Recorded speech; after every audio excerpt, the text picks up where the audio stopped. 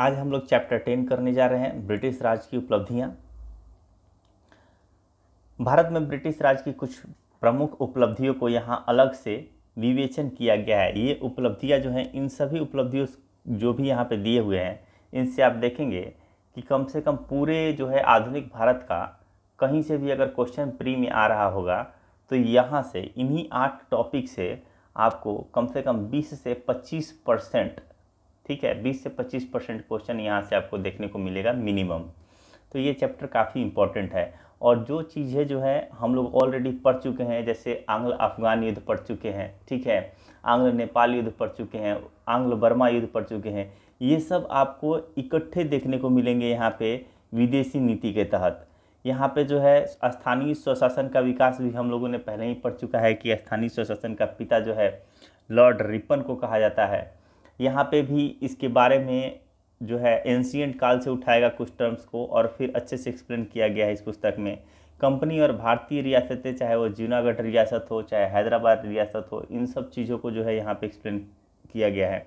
भारतीय समाचार पत्रों का इतिहास, भारत में पाश्चात्य शिक्षा का जो है इतिहास, इससे बीपीएससी मेंस में एक क्वेश्चन आने की संभावना बनी रहती है यहाँ से। British governor and governor general, PT के लिए बहुत इंपॉर्टेंट टॉपिक ये होता है। भारत में अकाल नीति का विकास, जितने भी अकाल हुए थे, ठीक है, अकाल नीति जितनी बनी थी उन सब का व्यवस्थित क्रम से जो है एक जगह यहाँ पे देखने को मिलेगा। और लास्ट में जो है दिल्ली दरबार। पहला स्टार्ट करते हैं, भारत में स्थानीय स्वशासन का विकास। The development of local self government in India. Bharat में स्थानीय स्वशासन का विकास मौर्य काल से माना जाता है, यानी सबसे पहले इसका विकास स्थानीय स्वशासन का मौर्य काल में ही माना जाता है। लेकिन चोल युग जो है, यहाँ पे चोल युग स्थानीय स्वशासन की दृष्टि से सर्वश्रेष्ठ काल जो है चोल काल को माना जाता है। परंतु आज जिस रूप में स्थानीय स्वशासन प्रचलित है उसका विकास अंग्रेजों के समय में हुआ। पहली बार स्थानीय संस्थाएं प्रेसिडेंसी नगरों में स्थापित की गई, यानी प्रेसिडेंसी नगरों में सबसे पहले स्थानीय संस्थाएं आईं। अब यहाँ पे देखेंगे कि सबसे पहले कहाँ आया, तो यहाँ पे देखेंगे 1687 ईस्वी में। कई बार क्वेश्चन आ चुका है कि 1687 ईस्वी में बोर्ड ऑफ डायरेक्टर ने मद्रास में नगर निगम बनाने की जो है अनुमति दी सबसे पहला। 1726 ईस्वी में मद्रास नगर निगम के महापौर के न्यायालय की स्थापना की गई, यानी मद्रास नगर निगम के महापौर के न्यायालय की स्थापना जो है 1726 ईस्वी में किया गया है। कालांतर में इस प्रकार के न्यायालय बम्बई और कलकत्ता में स्थापित किए गए। बाद के दिनों में हम देखेंगे कि बम्बई जैसे आपका मद्रास में बना, वैसे ही बम्बई और कलकत्ता में भी स्थापित किए गए। 1793 ईस्वी के चार्टर एक्ट से स्थानीय संस्थाओं को वैधानिक आधार मिल गया। गवर्नर जनरल को प्रेसिडेंसी नगरों में शांति अधिकारी नियुक्त करने का अधिकार दिया गया। इन शांति अधिकारियों को मकानों पर कर लगाने का अधिकार भी दिया गया, यानी कि टैक्सेशन सिस्टम का टैक्स लगाने का भी जो अधिकार इन अधिकारियों को मिला। 1840 ईस्वी से लेकर 1853 ईस्वी के मध्य स्थानीय करदाताओं को इन निगमों के सदस्य चुनने का अधिकार दिया गया। जो भी स्थानीय जो टैक्स पेयर थे, यानी जो टैक्स दे रहे थे, उन्हीं को जो है निगम के सदस्य, जो आपके मद्रास में या फिर बाद के दिनों में हमने देखा कि बम्बई और कलकत्ता में भी जो निगम का जो है स्थापना किया गया, तो यहाँ पे निगमों के जो सदस्य थे उन सदस्यों को चुनने का अधिकार उन्हीं को मिला जो टैक्स पे करते थे, ठीक है, स्थानीय करदाताओं को ही मिला। इस अधिकार का उस समय उन्मूलन कर दिया गया जब 1853 ईस्वी में बम्बई नगर में समस्त प्रशासनिक शक्ति एक मनोनीत आयुक्त को सौंप दी गई। कलकत्ता और मद्रास में भी यही हुआ, यानी बाद के दिनों में इस सिस्टम को जो है ख़त्म कर दिया गया, उन्मूलन कर दिया गया। 1872 ईस्वी, 1876 ईस्वी और 1878 ईस्वी में पुनः इन निगमों में निर्वाचित तत्वों को लाने का प्रयत्न किया गया, यानी यहीं पे जो है आपका बम्बई हो गया, मद्रास हो गया, कलकत्ता हो गया, इन जगहों पे पुनः पुरानी चीज़ों को ही बहाल करने का, यानी फिर से निर्वाचित करके जो है चुनाव द्वारा निर्वाचित करके और फिर से उसको जो है लाने का प्रयत्न किया गया। प्रेसिडेंसी नगरों के बाहर स्थानीय संस्थाओं का आरंभ 1842 ईस्वी में बंगाल अधिनियम से हुआ। इस अधिनियम का उद्देश्य नगरों में सार्वजनिक स्वास्थ्य तथा सुविधाओं का प्रबंध करना था, यानी जो भी नगर थे, जो बड़े बड़े नगर जो उस समय आ रहे थे, चाहे मद्रास हो, बम्बई हो, कलकत्ता हो, उस समय 3 ही मेन थे। इन जगहों पे जो है सार्वजनिक स्वास्थ्य सुविधाओं, ठीक है, सार्वजनिक स्वास्थ्य तथा सुविधाओं का प्रबंध मैनेजमेंट करना इस अधिनियम का उद्देश्य था। 1850 ईस्वी में यह अधिनियम सभी ब्रिटिश प्रांतों में लागू कर दिया गया, क्योंकि पहले से लेके अभी भी देख रहे हैं कि जो है स्वच्छता को लेके कितने अभियान चलाए जा रहे हैं। उस समय भी इस चीज़ की ज़रूरत महसूस हुई और सार्वजनिक स्वास्थ्य और सुविधाओं को लेके सारे ब्रिटिश प्रांत में ये चीज़ों को लागू कर दिया गया। इस अधिनियम के द्वारा नगर पालिकाओं को अप्रत्यक्ष कर लगाने का भी अधिकार दिया गया कि जो है आप इनडायरेक्ट टैक्स जो है आप लगा सकते हैं। कौन? तो वो नगर पालिका। इसके बाद उत्तर पश्चिमी प्रांत यानी आधुनिक जो है आपका उत्तर प्रदेश के बहुत सारे नगर इसमें आ जाएंगे। उत्तर पश्चिम प्रांत में बहुत सारे आधुनिक उत्तर प्रदेश के बहुत सारे नगरों में नगर पालिकाएँ स्थापित की गईं। 1868 ईस्वी में 1868 ईस्वी में राजकीय सैन्य स्वच्छता आयुक्त की रिपोर्ट के प्रकाशित होने पर नागरिक संस्थाओं को बहुत बढ़ावा मिला। यह रिपोर्ट मुख्यतः सेना से संबंधित थी, किंतु उसने सरकार का ध्यान नगरों की गंदगी की ओर आकर्षित किया। यानी था तो ये सेना से संबंधित रिपोर्ट, लेकिन नगरों में जो गंदगी थी उस ओर, क्योंकि जनसंख्या बढ़ रही थी दिन प्रतिदिन, अब जहाँ पे भी ज़्यादा जनसंख्या होगा अगर वहाँ पे स्वच्छता पे ध्यान नहीं दिया जाए तो गंदगी चारों तरफ फैल जाएगी। आप शहरों में देखेंगे, शहरों में ज़्यादा गंदगी देखने को इसलिए मिलती है, खासकर उन जगहों पे जहाँ की आबादी जो है ज़्यादा है, वहाँ पे आपको गंदगी ज़्यादा देखने को मिलेगी। अगर व्यवस्थित नगर है तो वहाँ पे गंदगी कंट्रोल में रहेगा, लेकिन अगर एक वीक के लिए भी, एक सप्ताह के लिए भी अगर कंट्रोल छूटता है तो स्थिति जो है गंभीर स्थिति हो जाती है। तो ये सेना का रिपोर्ट था, लेकिन सेना से संबंधित रिपोर्ट था, लेकिन सरकार का जो ध्यान एक्चुअल में आकर्षित करने का कार्य किया गया था वो है नगरों की गंदगी की ओर। कालांतर में सिंध प्रशासन ने स्थानीय संस्थाओं को भूमि कर तथा मुद्रांकन शुल्क पर 6.25%, 6.1/4% का अतिरिक्त उपकर, जिसको बोलते हैं कि सेस लगा दिया। आज के डेट में देखेंगे कि हमारी गवर्नमेंट भी जो है टैक्स पे टैक्स लगाती है, ठीक है। अगर आप 30% टैक्स लगाते हैं, 30% टैक्स देते हैं और उस 30% पे 3% या 1.5% इस तरह जो है स्वच्छता कर हम लोग का खुद अभी लगा भी था स्वच्छता कर, तो वो सेस होता है, ठीक है। तो सेस लगा देना, अतिरिक्त उपकर लगाने का अधिकार दिया गया, जिसको सेस बोलते हैं कि extra tax, tax on tax. Madras और बम्बई में भी इसी प्रकार की व्यवस्थाएं की गई, क्योंकि ये एक्स्ट्रा टैक्स का इस्तेमाल सिर्फ उस पार्टिकुलर उस चीज़ के लिए किया जाता है जिसके लिए वो टैक्स लिया गया है। यानी कि ये जो एक्स्ट्रा टैक्स जो आएगा, अतिरिक्त उपकर, ये सिर्फ स्वच्छता के लिए ही जाएगा। यानी स्वच्छता से संबंधित जो भी अभियान चलाए जाएंगे या फिर जो भी उसमें खर्चे किए जाएंगे, ये सारे पैसे वहीं पे लगेंगे। स्थानीय स्वशासन की दिशा में पहला प्रयत्न बम्बई में हुआ। यहाँ 1869 ईस्वी में एक एक्ट पास किया गया जिसके द्वारा मालगुजारी पर उपकर लगाने तथा उसका खर्च एक अलग कमेटी द्वारा करने का प्रावधान किया गया। यह कमेटी संपूर्ण जिले के लिए भी होती थी और उसके सब डिवीज़नों के लिए भी। बम्बई में इस व्यवस्था की सफलता से प्रोत्साहित होकर 1870 ईस्वी में अन्य प्रांत, यानी सबसे पहले ट्राई मारा गया कहाँ पे? बम्बई में, कि क्या यहाँ पे जो है सेस लगा के, यानी कि जो अतिरिक्त उपकर लगाना क्या ये जो है रन कर पाएगा, यानी सफल हो पाएगा। तो देखा गया कि ये यहाँ पे सफल हुआ बम्बई में, और इसी से जो है मतलब कि इससे प्रोत्साहित होकर 1870 ईस्वी में अन्य प्रांत, जो भी ब्रिटिश के अन्य प्रांत थे, उनके जिलों में भी इस प्रकार की कमेटियां गठित की गई। इन कमेटियों का अध्यक्ष जिला कलेक्टर होता था। ये समितियां सार्वजनिक स्वास्थ्य, शिक्षा एवं अन्य स्थानीय आवश्यकताओं की देखभाल करती थी। लॉर्ड मेयो का प्रस्ताव जो 1870 ईस्वी में आता है, अब यहाँ से देखेंगे, रिलेट कर करके पढ़ेंगे इसको। भारतीय परिषद अधिनियम 1861 के द्वारा वैधानिक विकेंद्रीकरण की नीति आरंभ की गई थी। तो पूछ देगा आपसे कि विकेंद्रीकरण की नीति का अनुसरण किस एक्ट के तहत आया था? तो भारतीय परिषद अधिनियम 1861 के तहत आया था। विकेंद्रीकरण का मतलब क्या है कि सारी शक्ति एक जगह न होके उसको कई भागों में बांट देना। आज की डेट में कुछ शक्ति केंद्र के पास है, कुछ राज्य के पास है, कुछ शक्तियाँ जो है राज्य ने जो है स्थानीय स्वशासन यानी कि ग्राम पंचायत और नगर निगमों को दे रखा है। तो इसी को बोलते हैं विकेंद्रीकरण की नीति, यानी कि सब कुछ करने का अधिकार एक ही को नहीं है, सब अपने अपने लेवल पे अपने अपने कर्तव्यों का पालन कर रहे हैं। तो वैधानिक विकेंद्रीकरण की नीति आरंभ की गई। लॉर्ड मेयो का 1870 ईस्वी का वित्तीय विकेंद्रीकरण का प्रस्ताव 1861 ईस्वी के अधिनियम का प्राकृतिक परिणाम था। इस प्रस्ताव के द्वारा शिक्षा, स्वास्थ्य, सड़कें और कुछ अन्य विभागों का नियंत्रण प्रांतीय सरकारों को दे दिया गया। यानी प्रांतीय सरकारों को दे दिया गया कि शिक्षा तुम संभालो, स्वास्थ्य पे नज़र रखो, सड़कों पे जो है सड़कों की स्थिति सुदृढ़ है या नहीं है उनको जो है उन पे ध्यान देने के लिए, तथा अन्य विभागों का नियंत्रण भी जो है प्रांतीय सरकारों को दे दिया गया। इसके फलस्वरूप स्थानीय वित्त का प्रारंभ हुआ। 1871 ईस्वी में बंगाल जिला बोर्ड उपकर अधिनियम द्वारा बंगाल के ग्राम क्षेत्र में स्थानीय स्वायत्त शासन लाने का प्रथम प्रयास किया गया।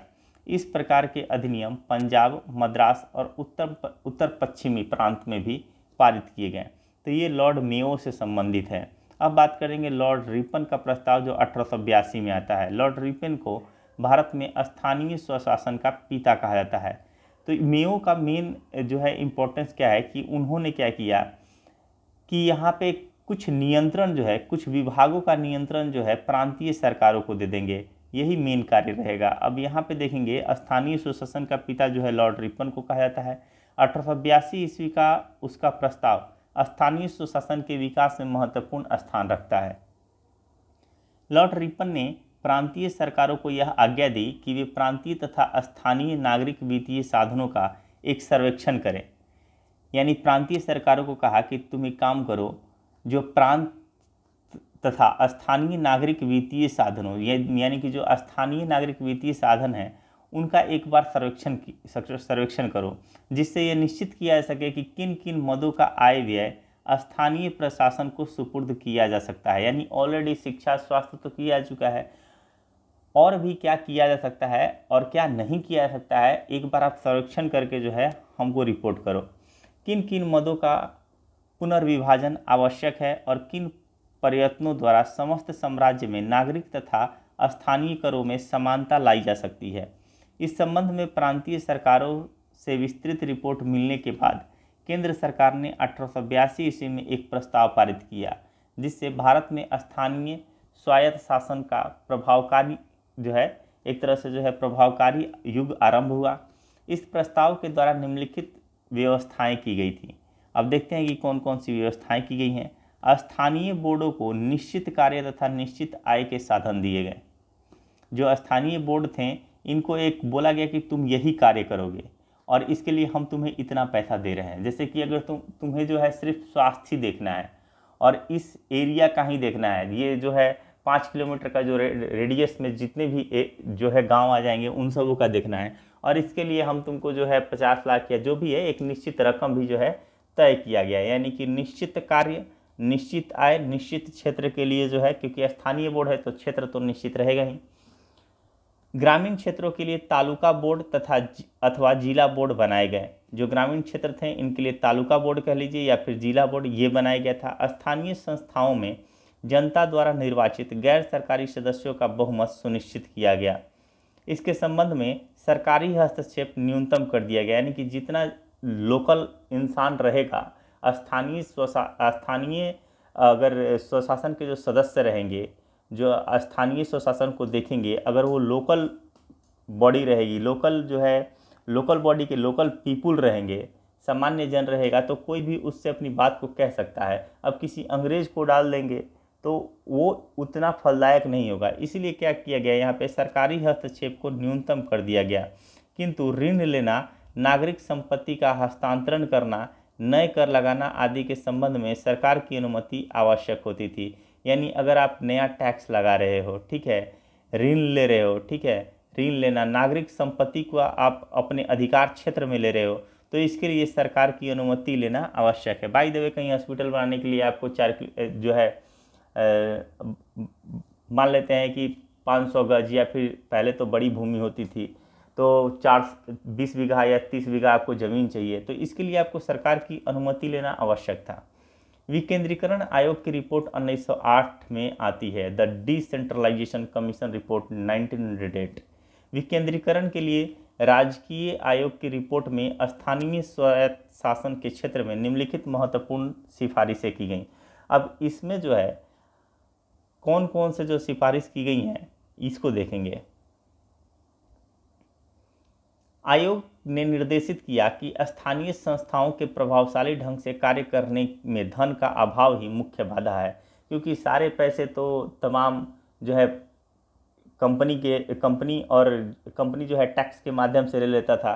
तो कंपनी ही अगर सारे पैसे सारे जो है राजस्व को ले लेगा तो इनके पास पैसा ही नहीं रहेगा, और जब पैसा नहीं रहेगा तो स्थानीय संस्थाएं कैसे जो है विकास कर पाएंगी। तो ये मुख्य बाधा माना गया है, वो है वित्त को, ठीक है, धन को जो है मुख्य बाधा माना गया है। ग्राम पंचायतों को शक्तिशाली बनाने और उन्हें और अधिकार दिए जाएं। ऐसा कहा गया कि ग्राम पंचायतों को जो है ज़्यादा पावर दिया जाना चाहिए। पंचायतों को आय के पर्याप्त साधन सुलभ होने चाहिए, ताकि पंचायत अपनी आय जो है यानी कि कुछ भी अगर खर्च करना है तो इनको पैसे के लिए सोचना न पड़े, इसके पास पर्याप्त आय होना चाहिए। पंचायतों के कार्यों के संबंध में जिलाधिकारियों का हस्तक्षेप कम से कम होना चाहिए, यानी कि हर जगह जो है, क्योंकि जिला अधिकारी तो जनरली ब्रिटिशर्स होते थे, तो यहाँ पे स्पष्ट कहा गया कि पंचायतों के कार्यों में इनका हस्तक्षेप जो है न्यून कर दिया गया, यानी कि बहुत कम होना चाहिए। आयोग ने प्रत्येक तालुका अथवा तहसील में उप जिला बोर्डों की स्थापना पर जोर दिया। जिला और उप जिला के भिन्न भिन्न कार्य होंगे, यानी कि जिला का अलग कार्य होगा, उप जिला के अलग कार्य होंगे। सरकार की नेक नियत के अभाव में आयोग के सुझाव केवल कागजी ही बने रहे, यानी कि ये तमाम जो सुझाव दिए गए थे ये सब ऑन पेपर यानी कागज़ पे ही दिखे, कभी भी ग्राउंड पे देखने को नहीं मिला। मई 1918 ईस्वी के प्रस्ताव द्वारा आयोग की सिफारिशों का सीमित रूप से क्रियान्वयन किया गया।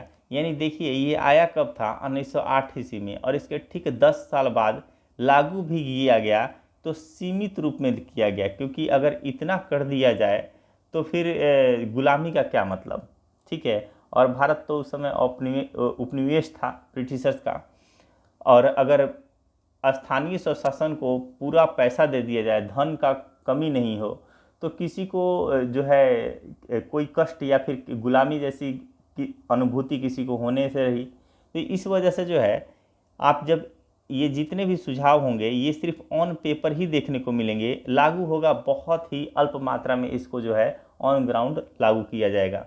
द्वैध शासन के अधीन स्थानीय प्रशासन की बात करते हैं। द्वैध शासन के अधीन आपको पता है कि 1919 का जो अधिनियम आया था उसके तहत प्रांतों में द्वैध शासन लागू कर दिया जाएगा, और प्रांतों में ये द्वैध शासन की प्रक्रिया 1935 के जो है भारत शासन अधिनियम तक लगी रहेगी। भारत शासन अधिनियम आने के बाद प्रांतों में जो है द्वैध शासन हटाकर केंद्र में द्वैध शासन लगा दिया जाएगा। तो वही बोल रहा है कि द्वैध शासन के अधीन स्थानीय शासन था, यानी कि 1919 से लेके, ठीक है, 1919 में जो लागू किया गया था वहाँ से लेकर 1935 तक जो है आपका द्वैध शासन प्रांतों में बना रहेगा, उसके संदर्भ में ये बात किया रहा है। तो 1919 के भारत शासन अधिनियम के प्रस्तावित द्वैध शासन में स्थानीय शासन एक हस्तांतरित विषय बन गया। केंद्र सरकार ने इस विषय में प्रांतीय सरकारों को आदेश देने बंद कर दिए। प्रत्येक प्रांत को अपनी आवश्यकता के अनुसार स्थानीय संस्थाओं का विकास करने की अनुमति मिल गई, यानी कि अब प्रांत के ऊपर डिपेंड करता है कि इसका विकास कितना करना है और कैसे करना है। 1935 के भारत शासन अधिनियम के अंतर्गत स्थानीय प्रशासन कैसा रहेगा, क्योंकि अब जो है इसको जो है यहाँ पे द्वैध शासन प्रांतों से हटा दिया जाएगा। इस अधिनियम के द्वारा स्थानीय संस्थाओं को और अधिक गति प्राप्त हुई। अब लोकप्रिय सरकारें वित्त का नियंत्रण करती थीं, अतः वे इन स्थानीय संस्थाओं को और अधिक धन उपलब्ध करवा सकती थी, क्योंकि जब प्रांतों को बोला गया कि तुम अपनी मर्जी से जो चाहो वो करो, तो इन लोगों ने भी जो है इसके विकास में योगदान दिया, और यहाँ पे भी जो है इनको धन उपलब्ध हो रहा है। प्रांतीय और स्थानीय करों के मध्य का पृथक्करण समाप्त कर दिया गया। स्वतंत्रता के बाद स्थानीय प्रशासन की बात करते हैं कि भारत जब स्वतंत्र हुआ उसके बाद इसकी स्थिति क्या रही। स्वतंत्र भारत के संविधान के अनुच्छेद 40 में संस्थाओं के विकास हेतु राज्य को नीति निर्देशक तत्वों में आप पढ़ेंगे, नीति निर्देशक तत्वों में, कि अनुच्छेद 40 में ग्राम पंचायत के विकास की बात कही गई है। तो वही यहाँ पे बोल रहा है कि अनुच्छेद 40 के अंतर्गत संस्थाओं के विकास हेतु राज्य को निर्देश दिए गए। इससे स्थानीय स्वायत्त संस्थाओं का अभूतपूर्व विकास हुआ। वर्ष 1993 ईस्वी में संविधान के 73वें व 74वें संशोधन के द्वारा स्थानीय संस्थाओं का गठन संवैधानिक रूप से अनिवार्य कर दिया गया। 73वें में ग्राम पंचायत को और 74वें में जो है नगर निगम को जो है नगर पालिकाओं का जो है स्थानीय संस्थाओं को वैधानिकता मिली थी।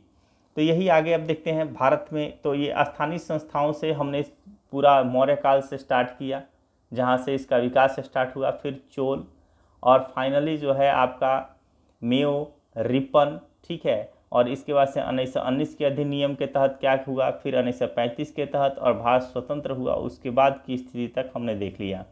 अब कंपनी और भारतीय रियासतों को देखेंगे। भारतीय रियासतों, the company and the Indian states. भारतीय रियासतों और ईस्ट इंडिया कंपनी के मध्य संबंधों के कई चरण देखने को मिलते हैं। इन भारतीय रियासतों की संख्या 562 थी और उनके अधीन लगभग 7,12,508 जो है मील स्क्वायर का क्षेत्र था, वर्ग मील का क्षेत्र था। 1740 ईस्वी से पूर्व कंपनी एक व्यापारिक कंपनी थी। 1740 ईस्वी में डुप्ले ने भारतीय रियासतों के आंतरिक मामलों में हस्तक्षेप करके भारत में राजनीतिक सत्ता प्राप्त करने का प्रयत्न किया। फ्रांसीसी गवर्नर जनरल डुप्ले की प्रेरणा लेकर डुप्ले से जो है सबसे पहले जो वेलेस्ली का जो है बाद में देखेंगे सहायक संधि जो हमने देखा, ठीक है, जो बाद के दिनों में उसने जब वेलेस्ली आया 1798 से लेकर 1805 के बीच में, और जब उसने अपना सहायक संधि लागू किया, उससे कहीं पहले डुप्ले ने इसको, जो फ्रांसीसी गवर्नर था, इसने अपने क्षेत्र में जो है यानी कि भारत में जो है जहाँ पे दक्षिण के क्षेत्रों में इसको लागू करने का प्रयत्न किया। हालांकि ये ज़्यादा सफल नहीं रहा, फिर भी स्टार्टिंग इसी ने किया था। तो फ्रांसीसी गवर्नर जनरल डुप्ले से प्रेरणा लेकर ईस्ट इंडिया कंपनी ने भी भारत में अपना राजनीतिक प्रभुत्व स्थापित करने के लिए प्रयत्न आरंभ कर दिए। इस प्रकार का पहला प्रयत्न 1751 में अर्काट का घेरा डालना था। 1757 ईस्वी और 1764 ईस्वी में क्रमशः प्लासी और बक्सर के युद्ध के बाद कंपनी ने बंगाल में अपना प्रभुत्व स्थापित कर लिया और 1765 ईस्वी में मुगल सम्राट शाह आलम द्वितीय ने कंपनी के निरंतर बढ़ते हुए प्रभाव को देखते हुए बंगाल, बिहार और उड़ीसा की दीवानी उसे दे दी। सर ली वार्नर ने अपनी पुस्तक the native state of India 1910 में अंग्रेजों के भारतीय रियासतों के संबंध में 3 चरणों में बांटा है। सबसे पहले घेरे की नीति अथवा मध्य राज्य की नीति, घेरे की नीति कह लीजिए या फिर मध्य राज्य की नीति, the policy of ring fence, ठीक है, रिंग फेंस पॉलिसी भी इसको बोलते हैं, जिसको बोलते हैं घेरे की नीति, जो 1765 ईस्वी से लेकर 1813 ईस्वी तक ये देखने को मिलेगा। कंपनी ने अपने निरंतर बढ़ते साम्राज्य की रक्षा के लिए अपने राज्य के चारों ओर मध्य राज्य स्थापित करने की नीति का अनुसरण किया। वारेन हेस्टिंग की यह स्पष्ट नीति थी कि अपने पड़ोसी राज्यों की सीमा की रक्षा करो ताकि अपनी सीमाएं सुरक्षित रहें।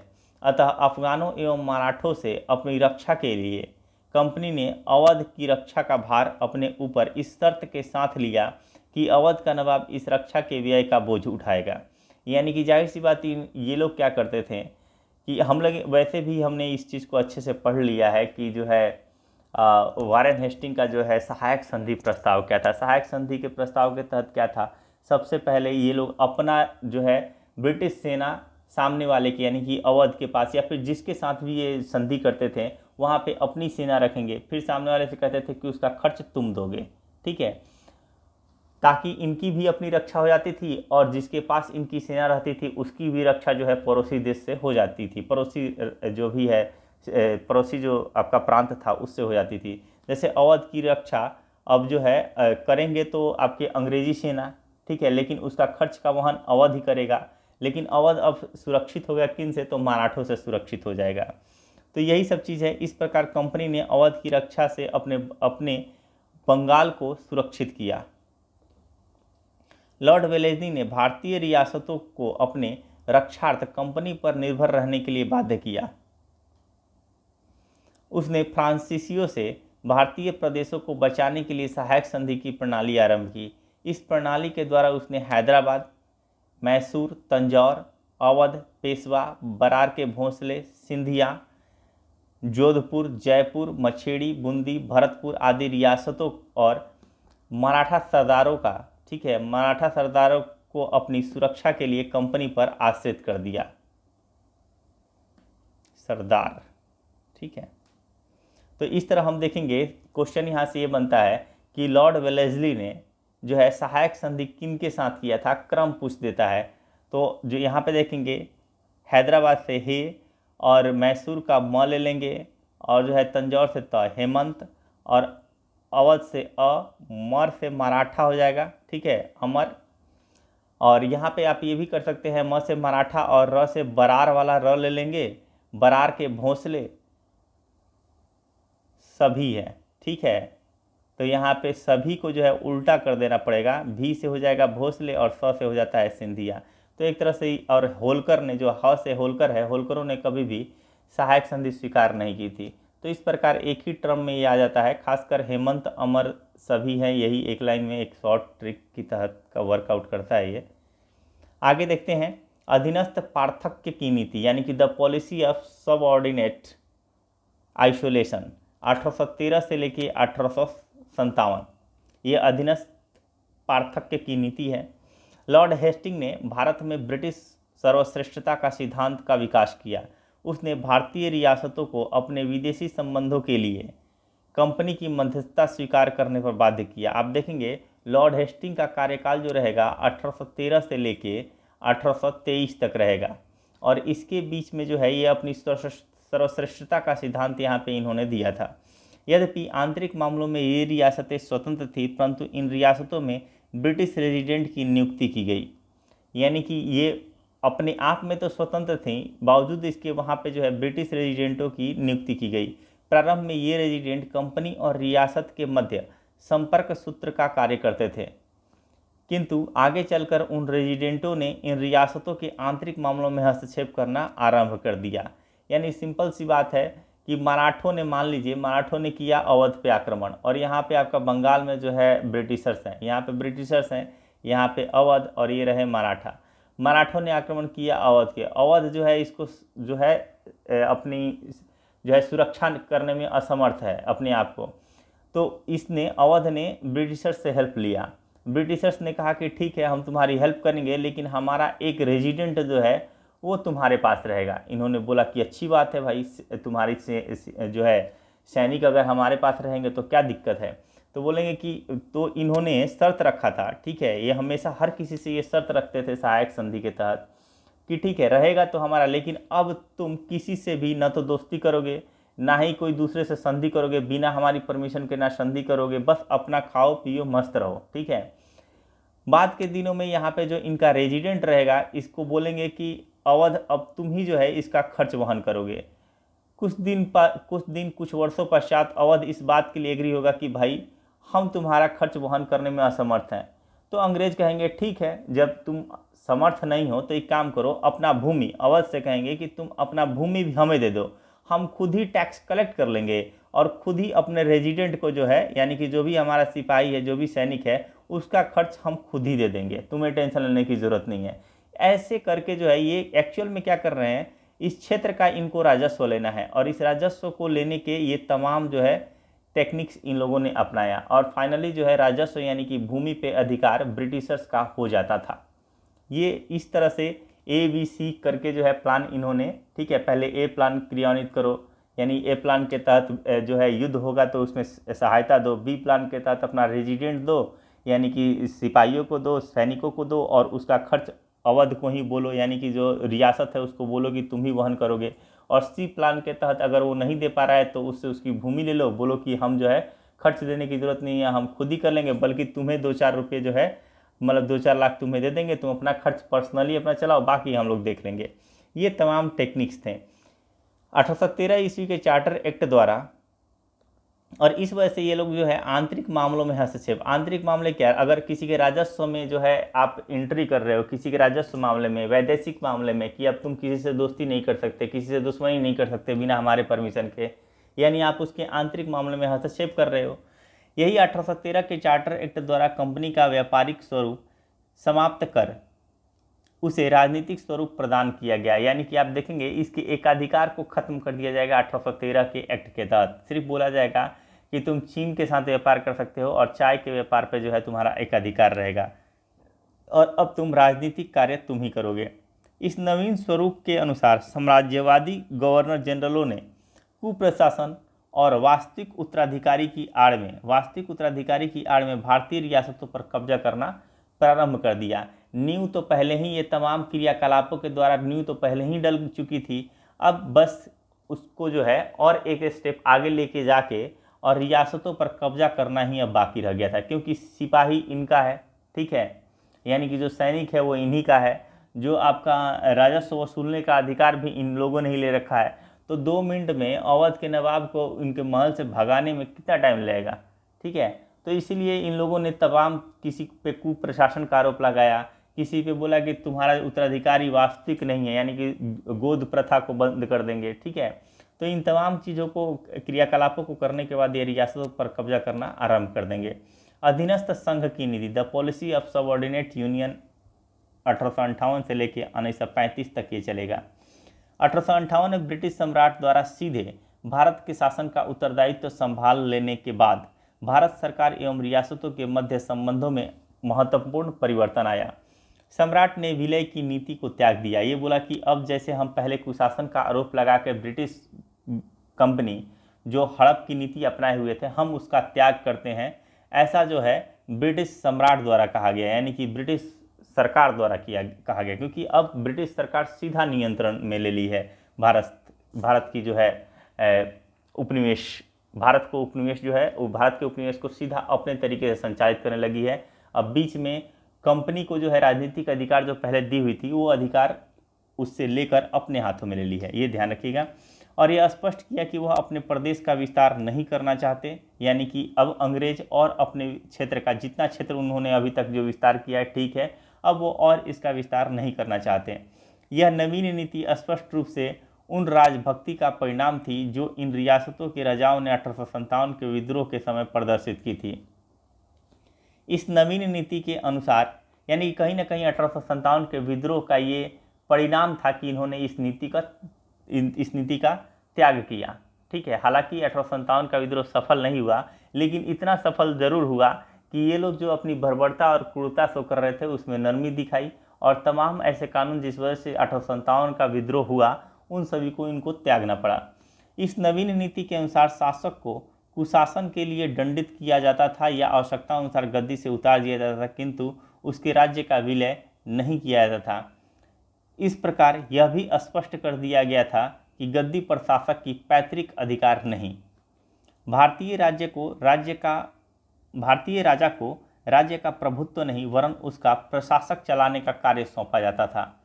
इसके अलावा उसका शासक बना रहना इस बात पर निर्भर था कि वह ब्रिटिश सम्राट के प्रति अपनी राजभक्ति प्रकट करे, यानी कि जब तक कोई भी, चाहे देसी रियासत ही क्यों न हो, ब्रिटिश भारत का वो क्षेत्र, ब्रिटिश साम्राज्य का वो क्षेत्र हो या ना हो, लेकिन अगर सामने वाला शासक ब्रिटिश साम्राज्य के प्रति वफादार नहीं है तो फिर उसके लिए संकट है, ठीक है। तो यहाँ पे स्पष्ट है कि अगर ब्रिटिश सम्राट के प्रति जितनी राजभक्ति आपकी है, यानी कि आपका शासन जो है चलता रहेगा, फिर कोई दिक्कत नहीं है। लेकिन अगर गद्दारी आ जाएगी तो आप पे अटैक होंगे और फिर युद्ध के जरिए जो है आपको पराजित किया जाएगा और आपके राज्य को हड़पा जाएगा, वो अलग मेथड है। यानी कि कुशासन का आरोप लगा के नहीं हड़पा जाएगा, जो है आपका जो गोद लेने की प्रथा उसको जो है लगा के, यानी कि जो वास्तविक पुत्र नहीं है आप गोद ले सकते हैं, कोई इशू नहीं है। इन सब चीज़ों को नियम जो पहले 1856 ईस्वी में डलहौजी ने लगाए थे, जिस वजह से 1857 की क्रांति हुई थी, उन वजहों को त्यागा गया था। भारत सरकार को रियासतों की ओर से युद्ध की घोषणा, तटस्थता और शांति संधि करने का पूर्ण अधिकार था। अब राजाओं की परिषद की बात करते हैं, द चैम्बर ऑफ प्रिंसेस। 1905 से इन रियासतों के प्रति भारत सरकार की नीति बहुत सौहार्दपूर्ण एवं सहकारिता की रही। वास्तव में भारत में बढ़ती हुई राजनीतिक व्यग्रता के कारण भारत सरकार के लिए यह स्वाभाविक था कि वह अपने हितों और विशेषाधिकारों की सुरक्षा के लिए भारतीय रियासतों के साथ मिलकर एक संयुक्त मोर्चा बनाए। 1876 ईस्वी में लॉर्ड लिट्टन ने सुझाव दिया था कि भारतीय राजाओं की एक अंतः परिषद गठित की जाए ताकि ये लोग वायसराय के साथ सामूहिक हितों के मामलों पर विचार विमर्श कर सकें, किंतु इंग्लैंड में यह सुझाव स्वीकृत न हो सका। यानी लिटन ने सुझाव दिया था कि एक काम करते हैं, जो भी राजाएं हैं इनका एक, जैसे कि आज के डेट में आपका विधानसभा है जिसमें सब लोग आके बैठ जाते हैं, चर्चाएं होती हैं, वैसे ही एक सभा, एक जो है आपका परिषद का गठन कर दिया जाए जिसमें सारे राजाएं आएंगे, सारे जितने भी राजा महाराजे हैं वो सब आएंगे और सामूहिक हित पर सभी के हितों को लेकर वहाँ पे विचार विमर्श किया जाएगा। लेकिन इस बात की स्वीकृति इंग्लैंड में जो है इसकी स्वीकृति नहीं हो सका। आगे चलकर चेम्सफोर्ड सुधारों में लिटन के उक्त सुझाव को मान्यता मिल गई, लेकिन 1905 में तो नहीं हो पाया। ठीक है, लिटन के समय में जो 1876 ईस्वी में जब इसने सुझाव दिया था, ठीक है, लिटन ने जब 1876 में सुझाव दिया था उस समय इस चीज़ को जो है इसके सुझाव को नहीं माना गया था। लेकिन जो मॉन्टेग्यू चेम्सफोर्ड सुधार की बात करेंगे, जब आया था 1917 में देखने को मिलेगा ये, ठीक है, मॉन्टेग्यू चेम्सफोर्ड सुधार, उसमें इसके सुझाव को यानी लिटन के सुझाव को मान लिया गया। लॉर्ड लिटन के सुझाव का क्रियान्वयन नरेश मंडल के गठन के रूप में किया गया, यानी कि उस समय चैम्बर ऑफ प्रिंसेस का जो है गठन किया गया। फरवरी 1921 ईस्वी में नरेश मंडल का विधिवत उद्घाटन किया गया।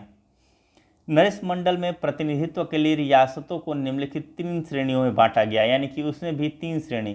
पूर्व वैधानिक क्षेत्राधिकार रखने वाली 100 रियासतों को मंडल में सीधा प्रतिनिधित्व दिया गया, जिनको पूरी तरह से वैधानिकता प्राप्त था क्षेत्र का। आपने सीमित वैधानिक क्षेत्राधिकार रखने वाली 127 रियासतों के द्वारा चुने हुए 12 प्रतिनिधियों को मंडल में प्रतिनिधित्व दिया गया। शेष 826 रियासतों को जागीरों अथवा सामंतशाही जागीरों के मालिकों की श्रेणी में रखा गया। यह नरेश मंडल मात्र एक सलाहकारी, यानी ये सलाहकारी और परामर्शदायी संस्था थी। यानी अगर ये कोई सलाह दे रही है, ठीक है, तो मानना या न मानना ये टोटली डिपेंड करेगा ब्रिटिश गवर्नमेंट पे। ये सिर्फ सलाह दे सकती है। ये जो आपका राजे महाराजाओं का जो ये आपका परिषद है, ये अपने सुझाव और सलाह जो है ब्रिटिश गवर्नमेंट को देगी। ब्रिटिश गवर्नमेंट के ऊपर डिपेंड करता है कि वो इसको माने या ना माने। ये सबसे इम्पोर्टेंट बात है कि इस परिषद का एक्चुअल में इम्पोर्टेंस क्या था, तो सिर्फ सलाहकारी और परामर्शदायी संस्था थी। इसका किसी रियासत के आंतरिक मामलों में कोई हस्तक्षेप नहीं था। बराबर के संघ की नीति, ठीक है, बराबर के संघ की नीति 1935 से लेकर 1947, पॉलिसी ऑफ इक्वल फेडरेशन, ठीक है। भारत में अंग्रेजों के विरुद्ध बढ़ते हुए जन आक्रोश को दबाने के लिए अंग्रेजों ने भारतीय रियासतों के साथ मिलकर एक संघ के निर्माण की योजना बनाई, किंतु यह संघ केवल तभी अस्तित्व में आ सकता था जब कम से कम आधी जनसंख्या और ये सारी रियासतें संघ में सम्मिलित हो जाती।